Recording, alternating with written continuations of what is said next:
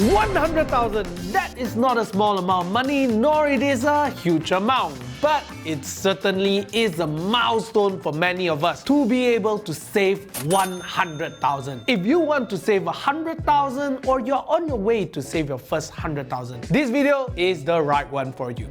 The idea of saving 100,000 by 30 years old could seem a little overwhelming for many of us, so I prefer to break it down into smaller numbers. So let's begin by running through some numbers here. Assuming you just graduated from university at the age of 24 years old and you got your first job. This means you have 6 years to reach 30 years old. Based on the time value money calculation, if you save in an investment that has 6% compounded return every year, you will need to save 14,336.26 ringgit yearly from now on in order for you to save up 100,000. In other words, as long as you can save 1,194.68 ringgit per month in an investment with 6% return per year, you can get to 100,000 by the age 30. Well, I don't know about you, but saving 1,194 ringgit per month right now surely sounds more achievable to me than 100,000. Yes, saving 1,194 ringgit per month is not an easy task for many people. It is difficult, but possible. It's gonna take a lot of hard work and discipline. It's okay. Just imagine the feeling of having 100,000 of cash in your bank account. So here are the 3 steps to save 100,000 by age 30. Step 1. Create a spending plan that distinguishes clearly between need and wants. Then stick to it religiously. Well, I would say that the average comfortable spending in urban Malaysia should cost around 2,500 ringgit per month. Say you spend around 500 ringgit for a room rental, 500 ringgit for transportation, 1,000 ringgit for food and entertainment for the month, then remaining 500 ringgit for self-care and miscellaneous expenses. Well, I believe, although it's not luxurious life, but with 2,500 ringgit a month, you kind of get a healthy living standard with some budget to hang out with your friends over the weekend too. Some may be thinking right now, but that's your full salary. Well, yes, I know, and based on a report by The Age Malaysia, a degree and diploma holding fresh graduate in Malaysia under the age of 24 years old have an average salary of 2,378 ringgit per month in the year of 2019. So, in order for you to save money, there's only 2 ways. Either you reduce your expenses or you increase your income. And step 1 is all about learning to reduce your expenses. Because it doesn't matter how much you can earn if you cannot control your expenses. You will always end up spending whatever that you earn if you do not have a plan. I've seen people earn 20,000 a month and are living in huge credit card debts with no savings simply because they fail to take reign of their spending behavior. So, building a good spending behavior is the first step that you have to master if you ever want to be wealthy. But I'm not asking you to live in some sort of extreme frugality where you only eat bread and eggs for 3 meals a day, right?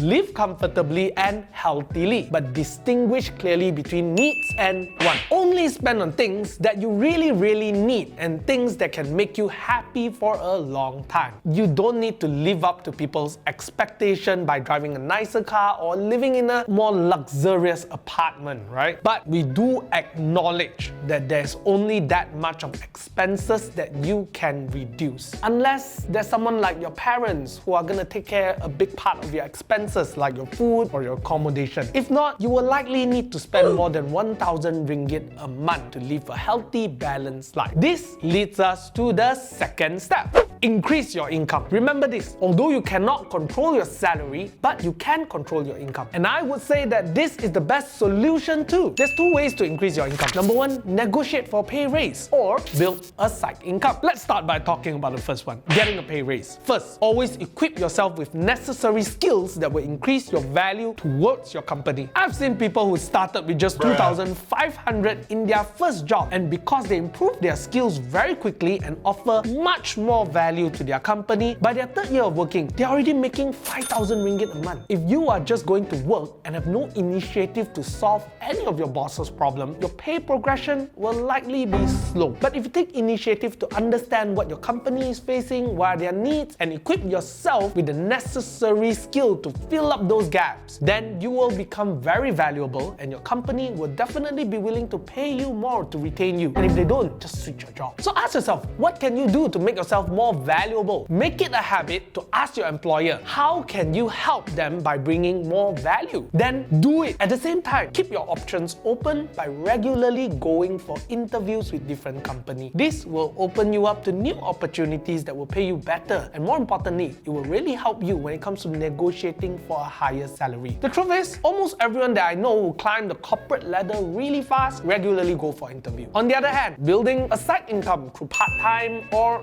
side businesses is one of the best ways to increase your income. These days, it's quite easy to build a side income. Many people that I know will become Grab drivers after working hours or during weekends to earn some extra income. Some would even learn some basic e-commerce skills and build some drop shipping website and earn some money from that. And even if you don't know any of that, I've seen people who teach tuition to school students after working hours on the weekend. Just by doing all this, you can probably create an extra 1,000 ringgit income per month. And that will certainly help you to reach that 100,000 saving much faster. And if you're just earning 2,500, all the more you need that. Do you know, if you can save 2,388 ringgit a month, it will only take you 3 years to achieve 100,000 in savings. Yes, 3 years. Imagine having 100,000 by the age of 27. There will be so much that you can do with that 100,000 at that age, right? So yes, do whatever you can to increase your income. Whether is it through an aggressive career progression or through a side hustle, the combination of having a good spending plan and increasing income will certainly set you on a path towards financial freedom. So work on these 2 steps and eventually you will get there. Finally, you want to save your money regularly in an investment vehicle that can give you the return of at least 6%. Yes, that is the assumption that we started with. You need to save your money into an investment with 6% return yearly. A quick guide, your normal saving account has less than 1% return per annum. Fixed deposit will only give you around 2% return per annum. ASB has given a dividend of less than 5% in year 2020. So where do you find an investment that can give you at least 6% return? Well, you can choose to invest your money into equity-based investment, which is the stock market. Stock market can provide great return to its investors. We've known people who can make more than 20% return a year by actively investing in the stock market. But we know that not everyone has an interest or patience to learn or invest in individual stocks in the market. So what can you do? Here is where you can use different investment vehicles such as unit trusts, who employ a professional fund manager to invest into the stock market or bonds actively on your behalf. Or maybe you can use ETF, which passively invests according to the index of a market, achieving an average return based on the overall market performance. Well, so far we know that ETF like S&P 500 has an average return around 10% per year in the past 10 years. If you are in Malaysia, you can invest into S&P 500 through online brokers like eToro or even Tiger Brokers or even IBKR, or even your local brokerage firm that have access to the US market. On the other hand, you can also use robo-advisor like StashAway, which helps you to invest your money into different ETFs in the market. Investment that provide a good return can give you a boost in achieving your 100,000 goal faster. As we said earlier, if you invest 1,194 ringgit per month into an investment with 6% annual return, it will take you 6 years to accumulate 100,000. But if your investment can generate 12% a year, then it will take you a little more than 5 years only to reach 100,000, or maybe 20% annual return. Then it will take you less than 5 years to reach 100,000. So yes, The higher the return, the better. But remember this, higher return often comes together with risk. While you have the chance of earning a high return, you also have a chance of losing money. So high risk, high return. Now, I understand that executing these 3 steps certainly sound much easier said than done. And there are some people who are in unique circumstances that may be more challenging for you to execute these 3 steps. It may even take you longer than 6 years to achieve the 100,000 because of those circumstances